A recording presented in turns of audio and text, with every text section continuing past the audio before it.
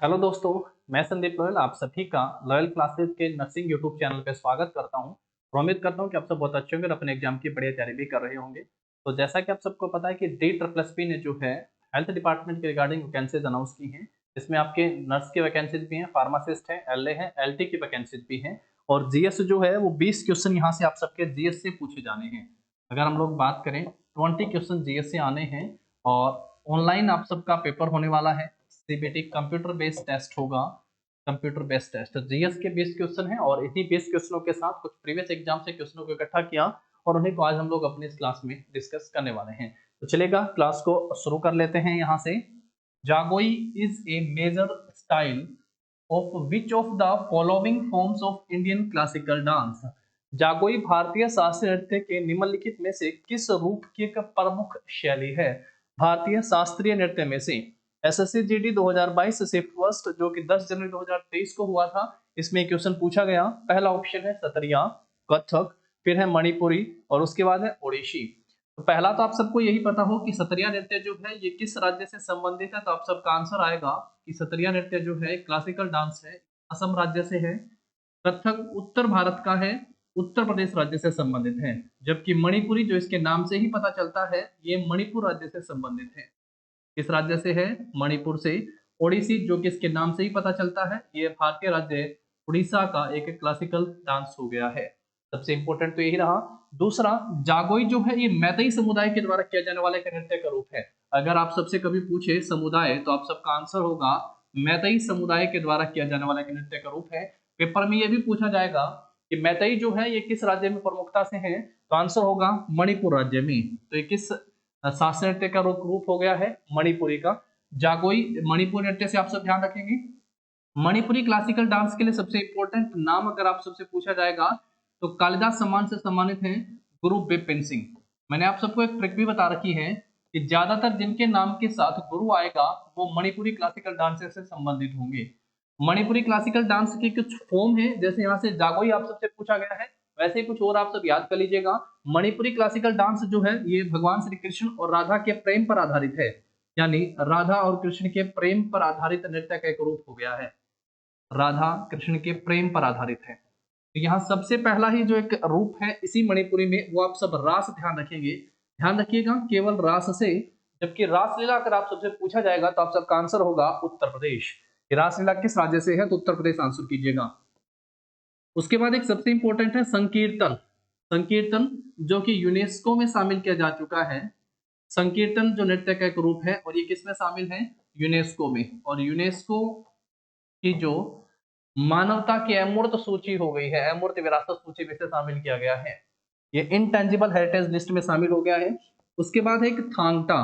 थांगटा भी बहुत बार पेपर में पूछा गया है। थांगटा ये मार्शल नृत्य का एक रूप है, मणिपुर राज्य से संबंधित है और ये मार्शल नृत्य का एक रूप हो गया है, बहुत इंपॉर्टेंट है। उसके बाद है पूंग चोलाम। क्या नाम बताया? पूंग चोलाम। उसके बाद है एक ढोल चोलाम। पूंग चोलाम, ढोल चोलाम और खरतार चोलाम। ये 6 रूप हैं जो बहुत इंपॉर्टेंट हैं, जो लगातार एग्जाम में पूछे जा रहे हैं। खरताल चोलाम। वैसे भी एसएससी की तैयारी कर रहे हो तो पूरा डिटेल से अपना पढ़ के चलिएगा। यहाँ से संकीर्तन सबसे खास है जो कि यूनेस्को के इनटेंजिबल हेरिटेज लिस्ट में शामिल है। उसके साथ दूसरा क्या बताया? थांगटा जो एक मार्शल नृत्य का रूप हो गया है, ये भी मणिपुर राज्य से ही संबंधित हो गया है। और जागोई मैतेई समुदाय से भी ध्यान रखिएगा और मणिपुर नृत्य से भी आप सब इसको जरूर ध्यान रख लीजिएगा। मणिपुरी क्लासिकल डांस के जनक के रूप में गुरु बिपिन सिंह का नाम आता है और गुरु जिसके नाम के साथ लगे होंगे ज्यादातर ऑप्शन आप सबको जो है मणिपुरी ही वहां पे मिलने वाला है। तो यहाँ से जागोई भारतीय शास्त्रीय नृत्य के निम्नलिखित में से किस रूप की एक प्रमुख शैली है, तो आंसर होगा मणिपुर नृत्य। राज्य का नाम पूछेगा तो मणिपुर हो जाएगा, समुदाय पूछेगा मैतेई। इसी के जनक के रूप में किसे जाना जाता है, तो गुरु बिपिन सिंह होगा। इसकी 6 अलग अलग टाइप्स आप सबने यहाँ से पढ़ी। रास क्योंकि ये नृत्य जो है भगवान श्री कृष्ण और राधा के प्रेम पर आधारित है, तो रास ध्यान रखिएगा। यहीं पे मैंने आप सबसे कहा कि अगर आप सबसे रासलीला पूछा जाएगा तो आप सबका आंसर क्या होगा? उत्तर प्रदेश। उसके बाद संकीर्तन, तो संकीर्तन यूनेस्को में शामिल है। कीर्तन अगर पूछेगा तो वेस्ट बंगाल और महाराष्ट्र हो जाएगा, बट संकीर्तन पूछेगा तो आप सबको मणिपुर आंसर कर देना है। थांगटा एक मातृ नृत्य का रूप है मणिपुर का। पूंग चोलाम, ढोल चोलाम और खरताल चोलाम भी ध्यान रखिएगा। पुंग चोलाम के दौरान जो है नूपा नृत्य किया जाता है, नूपा डांस। नूपा नृत्य किसके दौरान किया जाने वाला एक नृत्य का रूप हो गया है, तो ये भी मणिपुरी में ध्यान रख लीजिएगा, और मणिपुर राज्य आप सब इसके लिए ध्यान रखिएगा। चलो आगे बढ़ाओ क्लास को, नेक्स्ट क्वेश्चन के ऊपर आओ। इसके बाद नेक्स्ट देखिएगा, Tapan Kumar Patnaik won the Sangeet Natak Akademi award in which dance form. Tapan Kumar Patnaik ने किस नृत्य शैली में संगीत नाटक अकादमी पुरस्कार जीता। तो तपन कुमार से संबंधित एक तो यही हो गया है कि उनको संगीत नाटक अकादमी पुरस्कार दिया गया था।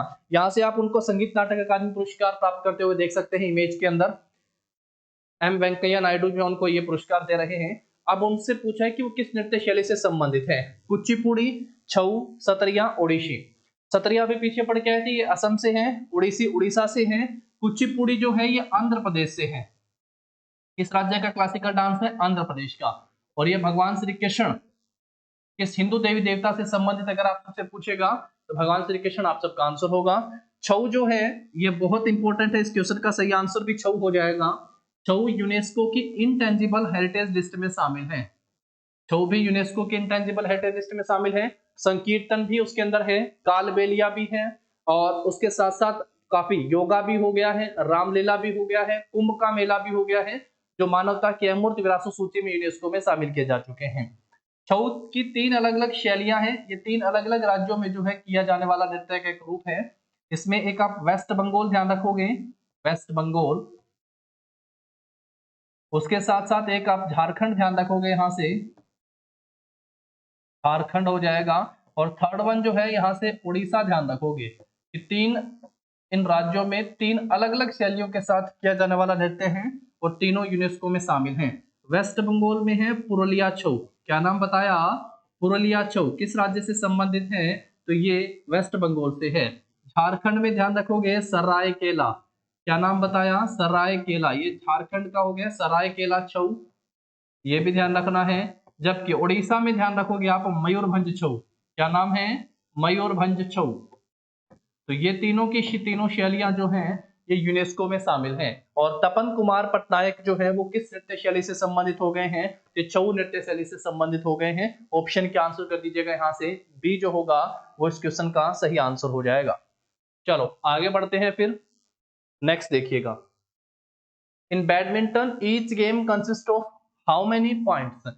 बैडमिंटन में प्रत्येक खेल में कितने अंक होते हैं। जेडी 2022 सेकंड 10 जनवरी 2023। तो ये बहुत आसान क्वेश्चन हो गया है। ये 21 पॉइंट होते हैं बैडमिंटन के प्रत्येक जो गेम होता है उसमें 3 अलग अलग गेम्स होते हैं 21 पॉइंट के साथ।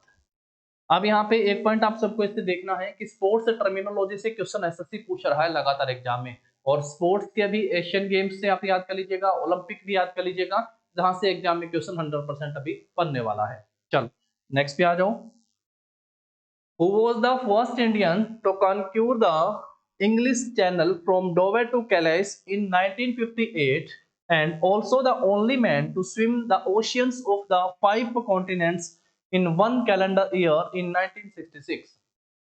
1958 में डोवर से कैलाइस तक इंग्लिश चैनल को जीतने वाले पहले भारतीय कौन थे, और 1966 में एक कैलेंडर वर्ष में 5 महाद्वीप के महासागरों को तैरने वाले एकमात्र भारतीय व्यक्ति कौन हुए थे। तो ये भी बहुत बार पेपर में पूछे जा चुके हैं। फर्स्ट जब हम लोग पढ़ के आते हैं first in India and world, तो वहां पे आप सबको एक क्वेश्चन जरूर मिलेगा। सही आंसर क्या हो जाएगा, मिहिर सेन। यहाँ पे एक बात आप सबको इनकी ओर ध्यान रख लेनी है, जैसा इस क्वेश्चन में भी पूछा गया है 1958 में 1958 में जो है डोवर से कैलाइस तक इंग्लिश चैनल को पार करा। स्विमर हो गए हैं, एक बिजनेसमैन भी रहे, एक बैरिस्टर भी। 1958 में जब इन्होंने इसको पार किया था तो 1959 में इनको भारत का चौथा सबसे बड़ा नागरिक सम्मान जो कि पद्म में आता है, पद्मश्री पुरस्कार से सम्मानित इनको किया गया था।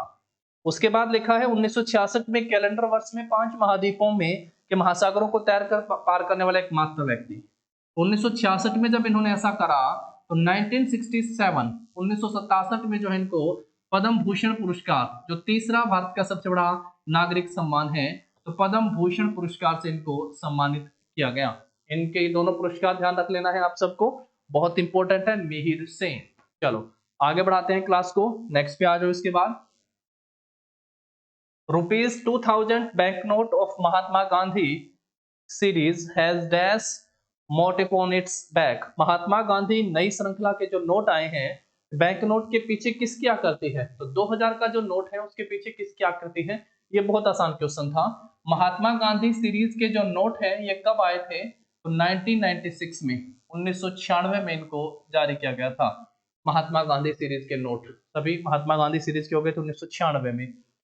अब 2000 के नोट के पीछे किसकी तस्वीर है? रानी की वाव, मंगलयान, सन टेम्पल कोणार्क और रेड फोर्ट या लाल किला।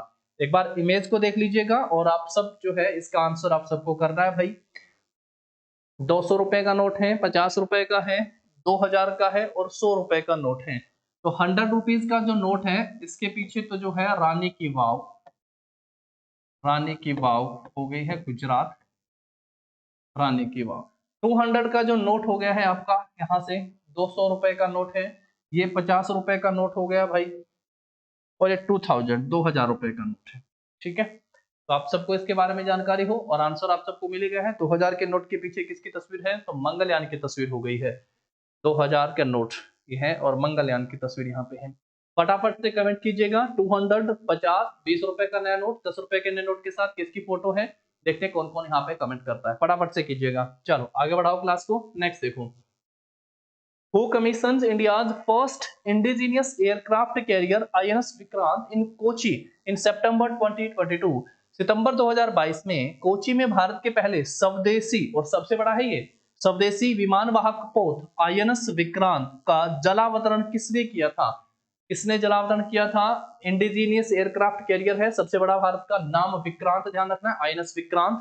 राजनाथ सिंह, अमित शाह, ज्योतिरादित्य सिंधिया और नरेंद्र मोदी। तो सही आंसर क्या हो जाएगा? नरेंद्र मोदी के द्वारा जो है इसका अनावरण किया गया था। ऑप्शन डी हो जाएगा। सबसे बड़ा विमान वाहक पोत है INS विक्रांत, स्वदेशी निर्मित है, इंडिजीनियस। नेक्स्ट देखो, which latitude line passes through the middle of India influencing the climate of the country? कौन सी अक्षांश रेखा भारत के मध्य से होकर देश की जलवायु को प्रभावित करती है? बिल्कुल मध्य से जाने वाली जो है लाइन कौन सी है? बिल्कुल मध्य से जाने वाली जो रेखा है वो कौन सी है? 23.5 डिग्री अक्षांश पढ़ के आते हैं ना, उत्तरी। तो भूमध्य रेखा, भूमध्य रेखा से ऊपर पड़ता है भारत। ट्रॉपिक ऑफ कैप्रिकॉर्न, मकर रेखा, कर्क रेखा या आर्कटिक सर्कल। तो सही आंसर क्या हो जाएगा? भारत के बिल्कुल मध्य से जो लाइन गुजरती है उसका नाम है ट्रॉपिक ऑफ कैंसर, कर्क रेखा। ये भारत के कितने राज्यों से पास होती है? तो आंसर होगा ये भारत के 8 राज्यों से पास होती है। 8 स्टेट, भारत के 8 राज्यों से ये रेखा गुजरती है। कौन से राज्य हैं उनमें शामिल है? आप सबको पता होना आवश्यक है। गुजरात हो गया है, गुजरात के साथ लगातार राजस्थान हो गया है, गुजरात, राजस्थान, मध्य प्रदेश, झारखंड, झारखंड हो गया है, छत्तीसगढ़ है, छत्तीसगढ़ है, पश्चिम बंगाल है, मिजोरम है और त्रिपुरा है। भारत के 8 राज्य हैं जिनमें से कर्क रेखा गुजरती है और जो ठीक भारत के बिल्कुल मध्य से पास होती है।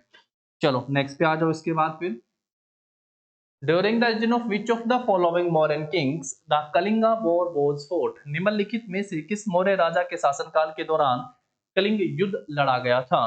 बिंदुसार, अशोक, चंद्रगुप्त और दशरथ। एक चीज तो है कि जब कलिंग से क्वेश्चन या फिर मौर्य वंश से क्वेश्चन पूछेगा ना, चारों ही ऑप्शन दिए गए, दशरथ तो इनमें है ही नहीं। चंद्रगुप्त जो है ये कौन हुआ था? फाउंडर था, संस्थापक आप सब कहेंगे। चंद्रगुप्त कौन हुआ था भाई? फाउंडर हुआ था चंद्रगुप्त, जो 322 ईसा पूर्व में राजा बनता है। चंद्रगुप्त मौर्य जो कि मौर्य वंश का फाउंडर हुआ, मगध पर जो है किसको हराया था? तो धनानंद को हराने के बाद, धनानंद जो नंद वंश का अंतिम शासक हुआ, इसे हराया किसकी सहायता से? चाणक्य की सहायता से। उसके बाद जो है चंद्रगुप्त मौर्य की मृत्यु हो जाती है 298 ईसा पूर्व, 298 ईसा पूर्व में चंद्रगुप्त मौर्य की मृत्यु। और इसके बाद जो फिर राजा बनता है बिंदुसार आता है। बिंदुसार का शासन कब से कब तक रहता है? तो 298 ईसा पूर्व से लेके जो है 269 ईसा पूर्व तक इसका शासन रहता है बिंदुसार का। जबकि आप सब जानते हैं कि कलिंग का जो युद्ध है ये कब लड़ा गया था? तो कलिंग का युद्ध 261 ईसा पूर्व में कलिंग का युद्ध लड़ा गया था। कलिंग वर्तमान में भारत के किस राज्य का नाम है? तो ये उड़ीसा का नाम था, उड़ीसा राज्य से। तो कलिंग का युद्ध किसके समय? तो राज्याभिषेक के ठीक 8 वर्ष बाद जो है अशोक ने कलिंग का युद्ध लड़ा था और तोसली पर अधिकार कर लिया था। कलिंग का युद्ध लड़के अशोक ने किस पर अधिकार कर लिया था? उसकी राजधानी थी तोसली, तो इस पर अधिकार कर लेता है अशोक। मौर्यन के समय में आप सबको पता हो कि मौर्यन एम्पायर के दौरान जो है 4 अलग अलग प्रांतों और एक केंद्रीय भाग में बंटा हुआ था। 4 प्रांत और एक केंद्रीय भाग, ये जरूर ध्यान रख लीजिएगा। एक उत्तरी पथ पढ़ के आते हैं जिसको उत्तरी प्रांत बोला गया है, इसकी राजधानी क्या पढ़ के आते हो? तक्षशिला पढ़ के आते हैं। एक दक्षिणी प्रांत दक्षिण में पढ़ के आते हैं, सोना कहां से आता है? दक्षिण से आता है ना, केजीएफ पढ़ के आते हैं। तो स्वर्णगिरी, दक्षिण भारत में क्या पढ़ेंगे? स्वर्णगिरी हो जाएगा। ठीक है, चलो आगे बढ़ाओ क्लास को, नेक्स्ट पे आओ। When was the first complete census conducted in India? Bharat में पहली पूर्ण जनगणना कब आयोजित की गई थी? जनगणना से क्वेश्चन पूछे ही जाते हैं भाई। देखो भारत में सबसे पहली जनगणना जो है वो 1830 में की गई थी। किसने करी थी भाई ये जनगणना? इस व्यक्ति का नाम था हेनरी बोल्टर। क्या नाम है? हेनरी बोल्टर इसका नाम था। इसे भारत में जनगणना का जनक कहा जाता है। इसे क्या कहा जाता है भाई? इसे जनगणना का जनक कहा जाता है, हेनरी बोल्टर। 1830 में। अच्छा, इसने कहाँ की जनगणना करी थी? तो इसने ढाका की जनगणना करी थी उस समय। ढाका जो अभी वर्तमान में कहाँ पे है? तो ये बांग्लादेश की राजधानी है, ये बांग्लादेश में हो गया है, बांग्लादेश। तो हेनरी बोल्टर। उसके बाद 1872 में 1872 में भारत में पहली जनगणना होती है। फर्स्ट जनगणना आप कहेंगे 1872 में भारत में करवाई गई थी। लेकिन 1881 में जो है फर्स्ट कंप्लीट सेंसस, जैसा कि यहाँ पे लिखा हुआ है पहली पूर्ण जनगणना, इंग्लिश में कहेंगे first complete census. First complete census जो है वो कब करवाई गई थी? 1881 में करवाए गए थे। जनगणना का जो सबसे बड़ा अधिकारी होता है इसका नाम क्या होता है? जनगणना आयुक्त कहते हैं इसे, या भारत का महापंजीयक कहते हैं। तो उस समय कौन था? डब्ल्यू प्लोडन। डब्ल्यू प्लोडन जो है ये भारत का जनगणना आयुक्त या महापंजीयक आप इसे कहेंगे। अच्छा, 1872 में किसके समय में भारत में पहली जनगणना होती है? तो ये मेयो के समय में होती है। मेयो के लिए 1872 का साल काफी महत्वपूर्ण रहा। 1872 में मेयो ने जो है अजमेर में मेयो कॉलेज की स्थापना भी की थी। 1872 में पहली जनगणना भी होती है और 1872 में मेयो की हत्या भी हो जाती है। 1881 का समय किसका था? तो इस समय भारत का जो वायसराय था वो रिपन था। तो रिपन के समय में भारत में पहले कंप्लीट जनगणना होती है। ये नाम भी ध्यान रखिएगा, हेनरी वॉल्टर। ठीक है, चलो आगे बढ़ते हैं, नेक्स्ट क्वेश्चन के ऊपर आ जाते हैं। इसके बाद फिर हम लोग नेक्स्ट देखिएगा, who has been appointed as the state brand ambassador of the Uttarakhand government in August 2022? अगस्त 2022 में उत्तराखंड सरकार का राज्य ब्रांड एम्बेसडर किसे नियुक्त किया गया था? अगस्त 2022 यहाँ पे लिखा हुआ है क्योंकि आप सब जानते हैं इससे पहले कौन था? अक्षय कुमार, इनसे पहले। लेकिन उसके बाद जो है ऋषभ पंत को जो है उत्तराखंड का ब्रांड एम्बेसडर नियुक्त किया गया था। तो ब्रांड एम्बेसडर का भी एक इंपॉर्टेंट टॉपिक है, इसको जरूर पढ़िएगा। चलो आगे बढ़ते हैं, नेक्स्ट पे आते हैं।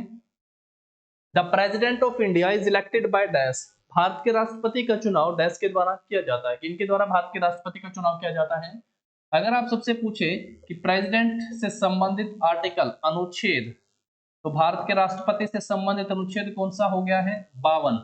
अगर पूछे उनकी योग्यता या क्वालिफिकेशन से संबंधित आर्टिकल अगर पूछेगा तो आर्टिकल कौन सा हो गया है? 58। जैसा इस क्वेश्चन में पूछा गया है उनके निर्वाचन मंडल कि कौन कौन जो है राष्ट्रपति के चुनाव में शामिल होंगे, तो इससे आर्टिकल कौन सा हो गया है? 54। अनुच्छेद 54 के अनुसार मनोनीत सदस्य होंगे, तो मनोनीत होंगे या इलेक्टेड होंगे, यहां से बस पॉइंट आप सबको समझना है। जैसा only the member of state legislative assembly, यानी जितने सभी राज्यों के एमएलए चुनाव, एमएलए नहीं ये गलत हो जाएगा। Only the elected member of the both houses of parliament, दोनों हाउस पार्लियामेंट के, यानी लोकसभा और राज्यसभा से बात हो गई है। यहाँ पे क्या लिखा है? लोकसभा और राज्यसभा नहीं, इसमें एमएलए भी शामिल होंगे। केवल लोकसभा और राज्यसभा नहीं, इसमें सभी राज्यों के विधानसभाओं के सदस्य भी शामिल होंगे। साथ साथ दिल्ली और पुदुचेरी की जो यूटी हैं उनकी विधानसभाओं के इलेक्टेड मेंबर भी इसमें शामिल होंगे। ये पॉइंट भी गलत हो गया है। Only the member of council, council तो बिल्कुल नहीं होगा क्योंकि हर एक राज्य में तो काउंसिल नहीं है ना, क्योंकि काउंसिल मतलब विधान परिषद की अगर बात की जाए तो वो वर्तमान में 6 ही राज्यों में है। वो कौन से राज्य हैं? यूपी है, बिहार हो गया है, आंध्र प्रदेश है, तेलंगाना है, महाराष्ट्र और कर्नाटक है। तो बाकी में तो है ही नहीं, तो ये गलत हो जाएगा। फोर्थ ऑप्शन सही होगा, elected member of both houses, बिल्कुल पार्लियामेंट के दोनों हाउस यानी लोकसभा और राज्यसभा के कौन से मेंबर इलेक्टेड, कौन से नहीं होंगे, मनोनीत नहीं होंगे, एंड स्टेट लेजिस्लेटिव असेंबलीज, और सभी राज्यों के विधानसभाओं के जो निर्वाचित सदस्य हैं वो राष्ट्रपति को चुनाव में भाग लेंगे, इलेक्टेड मेंबर। ये ध्यान रखना है आप सबको, ठीक है। और संबंधित आर्टिकल भी जरूर ध्यान रख लीजिएगा। चलिए आगे बढ़ाते हैं क्लास को, नेक्स्ट पे आओ। Which of the following is the Thanksgiving festival of Maharashtra where bulls are honored as they are considered indispensable to farming? निम्नलिखित में से कौन सा महाराष्ट्र का धन्यवाद त्योहार है जहां बैलों को खेती के लिए अपरिहार्य माना जाता है और उनका सम्मान किया जाता है? एक चीज और आप सबके लिए important, SSC loyal classes Telegram channel है, वीडियो के डिस्क्रिप्शन में लिंक भी दिया हुआ है, आप सब ज्वाइन कर लीजिएगा। जीडी से स्पेशल और एसएससी से स्पेशल जो है सभी कंटेंट वहां पे आप सबको प्रोवाइड करवाया जा रहा है। जैसे जीडी के 76 सेट हुए थे तो सब्जेक्ट वाइज जो है आप सबको वहां पे जीएस और बाकी सब्जेक्ट मिलने वाले हैं, तो आप चैनल को ज्वाइन कर लीजिएगा। तो धन्यवाद त्योहार है महाराष्ट्र राज्य का मकर संक्रांति, पोला, गुड़ी पर्व और काला घोड़ा। तो हैं तो ये सभी महाराष्ट्र के, लेकिन जो थैंक्स गिविंग फेस्टिवल है ये पोला फेस्टिवल है महाराष्ट्र का, पोला फेस्टिवल महाराष्ट्र का। तो ऑप्शन क्या हो जाएगा आपका यहाँ पे? बी इसका सही आंसर हो जाएगा। एक चीज मैंने हमेशा आप सबसे कही है, अभी दिल्ली पुलिस का एग्जाम चल रहा है उस पर भी है, आर्ट एंड कल्चर एक ऐसा टॉपिक है जहां से 3 क्वेश्चन आप सबके एग्जाम में जरूर पूछे जाएंगे। आर्ट एंड कल्चर से कौन से क्वेश्चन पूछे जाएंगे? जिसमें एक टॉपिक आएगा आपका डांस और डांसर का, डांस और डांसर का टॉपिक होगा। एक टॉपिक होगा आपका फेयर एंड फेस्टिवल का, फेयर एंड फेस्टिवल वाला टॉपिक से पूछा जाएगा। एक टॉपिक होगा आपका यहाँ पे इंस्ट्रूमेंट प्लेयर का। एसएससी के एग्जाम की तैयारी कर रहे हो तो आप सबको ये 3 क्वेश्चन जरूर कर लेने हैं यहाँ पे, और करना कुछ खास नहीं है, केवल बार बार प्रीवियस ईयर क्वेश्चन जो हैं वो पढ़ लीजिएगा। और उसके साथ साथ लेटेस्ट में पद्मश्री, पद्म भूषण या जो अवार्ड दिए गए हैं वो अगर इनसे संबंधित किसी को दिए गए हैं तो उनको जरूर कर लीजिएगा। बस यहाँ से क्वेश्चन 100% 3 क्वेश्चन मिनिमम यहाँ से पूछे जाएंगे। चलो आगे बढ़ाते हैं क्लास को, नेक्स्ट पे आ जाओ। Original text of the Indian constitution contain dash articles. भारतीय संविधान के मूल पाठ में डैश अनुच्छेद शामिल थे। अनुच्छेद कितने शामिल थे? इसी के साथ साथ अगर वो आप सबसे पूछ ले कि भाई भारतीय संविधान में भाग कितने थे, और यहीं पे अगर वो आप सबसे पूछ ले कि अनुसूचियां कितनी थी, अनुसूचियां कितनी थी मूल संविधान में, तो सबसे पहला तो इस क्वेश्चन का आंसर क्या होगा? कितने आर्टिकल थे? 395, 395 अनुच्छेद थे।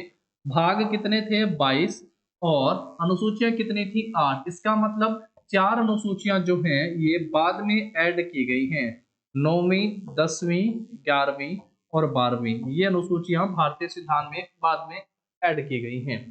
395 आर्टिकल हैं, और इन आर्टिकल यानी भारतीय संविधान को कब पास किया गया था? पहला तो ये, और दूसरा कब इंप्लीमेंट किया गया था यानी कब लागू किया गया था। तो पास कब होता है? 26 नवंबर 1949 को भारतीय संविधान को संविधान सभा के द्वारा पारित कर दिया जाता है। जबकि ये लागू कब होता है? तो आंसर होगा 26 जनवरी 1950 को ये लागू होता है। इस दिन जब ये पास किया गया था, इन 395 में से 15 आर्टिकल ही लागू होते हैं। 15 आर्टिकल को उसी दिन लागू कर दिया गया था, बाकी पूरा संविधान जो है या पूरा आप यूं कह सकते हैं सभी जो ये इंप्लीमेंट होते हैं 26 जनवरी 1950 को इंप्लीमेंट होते हैं। 8 अनुसूचियां थी। 9वीं अनुसूची जो है ये भूमि अधिग्रहण से संबंधित प्रावधान था इसका, इसके तहत पहला संविधान संशोधन होता है। 10वीं अनुसूची जो थी ये दल बदल संबंधी प्रावधान करती है, दल बदल संबंधित प्रावधान करती है, 52वां संविधान संशोधन होता है। 11वीं पंचवर्षीय 11वीं जो आपकी अनुसूची थी ये किससे संबंधित थी? 73वां संविधान संशोधन होता है, ग्रामीण या पंचायती राज से संबंधित हो गई है, ये पंचायती राज से संबंधित थी।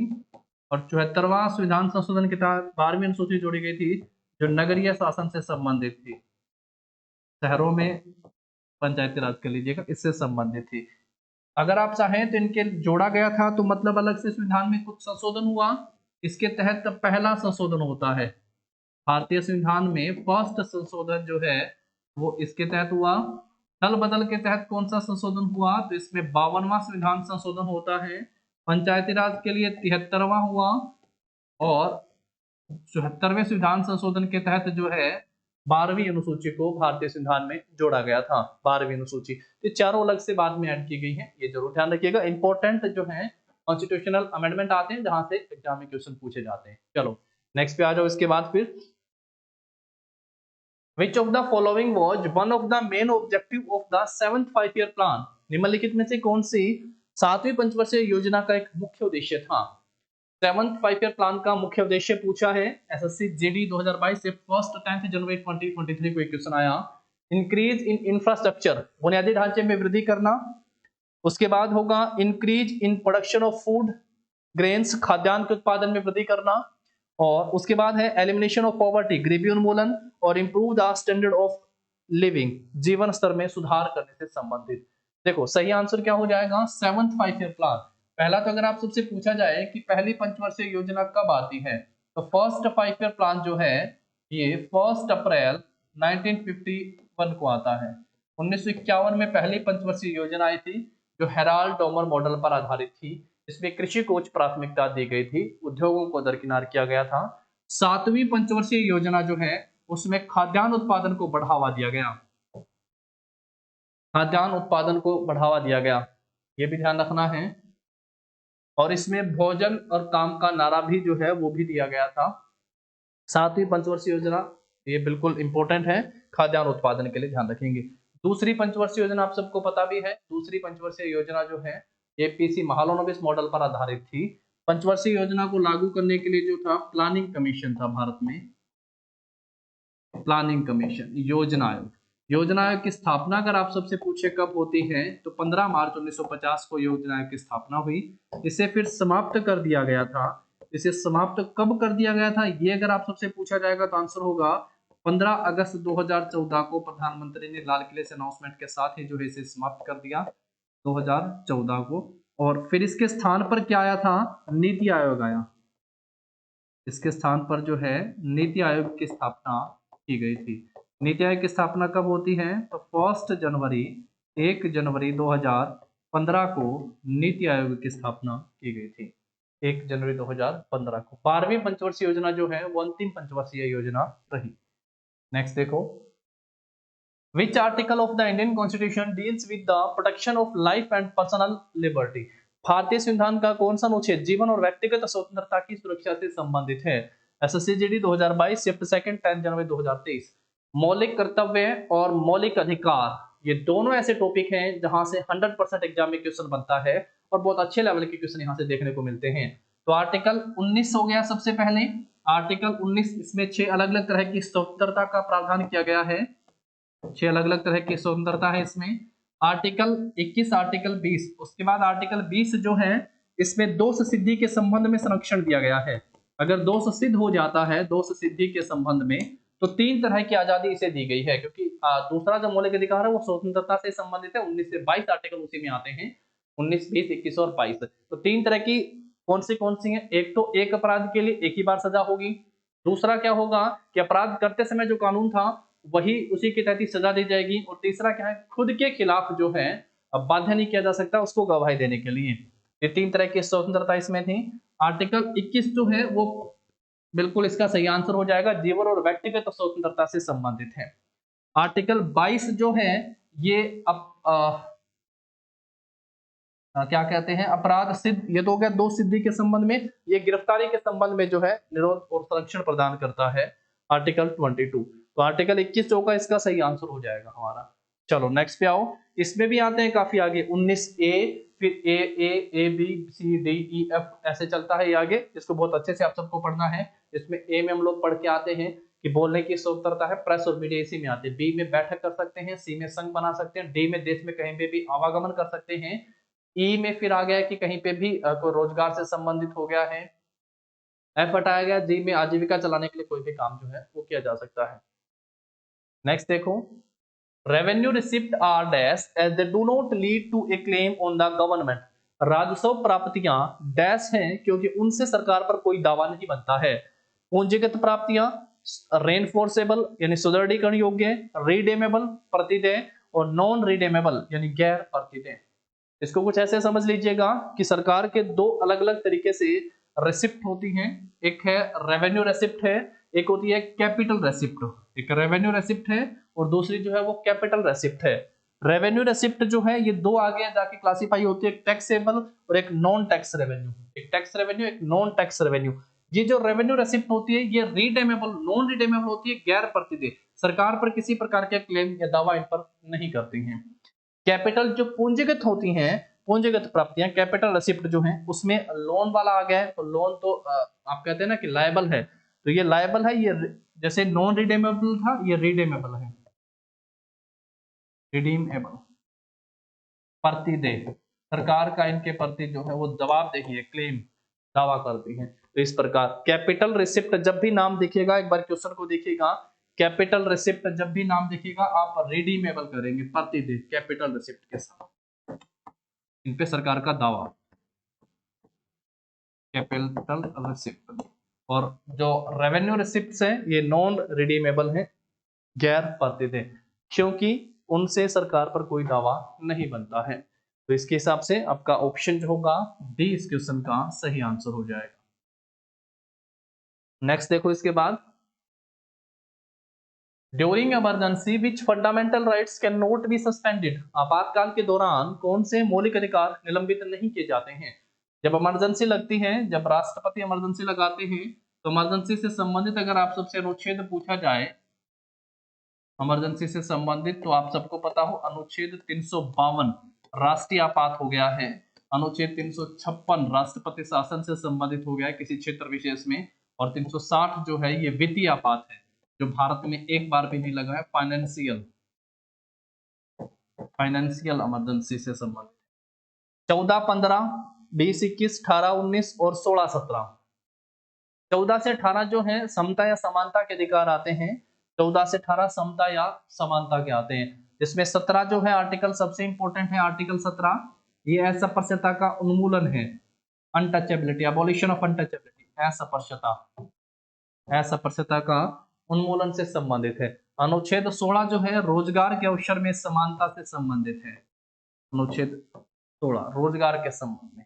अनुच्छेद 14 जो है विधि के समक्ष क्षमता है, कानून सबके लिए बराबर है, विधि के समक्ष समता से संबंधित है। अनुच्छेद 15 जो है जन्म स्थान, लिंग या फिर किसी भी प्रकार से जो है भेदभाव नहीं किया जाएगा जाति आधार पर, तो अनुच्छेद 15 हो गया है। अब 20 और 21 जो दो बचे हैं, अभी पीछे पढ़ के थे ना, प्राण और व्यक्तिगत दैहिक स्वतंत्रता से संबंधित हैं, ये दोनों ही जो हैं इमरजेंसी के दौरान निलंबित नहीं होते हैं। बाकी सभी जो मौलिक अधिकार हैं वो ड्यूरिंग इमरजेंसी निलंबित हो जाते हैं, लेकिन ये दोनों निलंबित नहीं होते हैं। तो आर्टिकल 20 और 21 दोनों ध्यान रखने हैं। चलो नेक्स्ट पे आ जाओ। In which among the following states Arabica coffee grown in India. Bharat में अरेबिका कॉफी निम्नलिखित में से किस राज्य में उगाई जाती है। बाबा बुदनगिरी पर्वतमाला, पेपर में टीसीएस ने पूछा एक बार कि बाबा बुदनगिरी पर्वतमाला किस लिए प्रसिद्ध है। बाबा बुदनगिरी पर्वतमाला किसके लिए प्रसिद्ध है। सबसे पहले इसी पहाड़ी पर जो है अरेबिका कॉफी का उत्पादन किया गया था, अरेबिका कॉफी 17वीं शताब्दी में, 17th सेंचुरी आप चाहो तो ध्यान रख सकते हो, 17वीं शताब्दी में। और भारत में सबसे ज्यादा अरेबिका कॉफी कहाँ पे होती है, तो कर्नाटक में सबसे ज्यादा होती है, उसके बाद केरल आ गया, पूर्वोत्तर भारत में भी होती है, और लगभग ये दो ही राज्य हैं जो 90% तक कॉफी का उत्पादन कर लेते हैं। तो निम्नलिखित में से किस राज्य में अरेबिका कॉफी उगाई जाती है, तो आंसर क्या हो जाएगा, ये कर्नाटक जो होगा, ऑप्शन डी आपका सही आंसर हो जाएगा। वेस्ट बंगाल जो है चावल के लिए प्रसिद्ध है और जूट उत्पादन के लिए प्रसिद्ध है, जूट और चावल के लिए जाना जाता है। जूट के लिए तो जो है यहाँ पे अनुसंधान केंद्र भी है, कहाँ पे, वेस्ट बंगाल में, और वेस्ट बंगाल में कहाँ पे, बैरकपुर में। जूट का सबसे अधिक उत्पादन यहीं पे होता है, वेस्ट बंगाल और फिर बांग्लादेश में। ये ध्यान रखना है आप सबको। असम चाय के उत्पादन के लिए प्रसिद्ध है, चाय बागानी के लिए जो है असम प्रसिद्ध है। चलो नेक्स्ट पे आ जाओ फिर इसके बाद। नेक्स्ट देखो, dash falls under the ministry of textile. Dash कपड़ा मंत्रालय के अंतर्गत आता है, कपड़ा मंत्रालय के अंतर्गत। समर्थ योजना, Ambedkar social innovation incubation mission, Ambedkar social innovation and incubation mission हो गया है। उसके बाद है member of parliament local area development schemes, और उसके बाद है merchandise export from India schemes, Bharat में माल निर्यात योजना। तो जो समर्थ योजना लिखी है, समर्थ योजना, ये 2017 में इस योजना को लागू किया गया था, 2017 में। इसमें कपड़ा मंत्रालय के तहत, कपड़ा मंत्रालय यानी यहाँ पे जो कारीगर जो काम करते हैं, जो कुशल कारीगर हैं, जो कारीगर यहाँ पे लगे रहते हैं इस क्षेत्र में जो काम करते हैं, उनका कौशल इंप्रूव करने से संबंधित है। कौशल या इंग्लिश में लिखोगे तो स्किल इंप्रूवमेंट से, उनकी स्किल इंप्रूव करके मांग आधारित रोजगार उनको उपलब्ध करवाना, मतलब जैसा वो चाहते हैं, मांग आधारित रोजगार उपलब्ध करवाने से संबंधित है, रोजगार उपलब्ध करवाना, ये इस स्कीम का मुख्य उद्देश्य भी है। समर्थ योजना कपड़ा मंत्रालय के तहत है और 2017 में इस योजना को लागू किया गया था।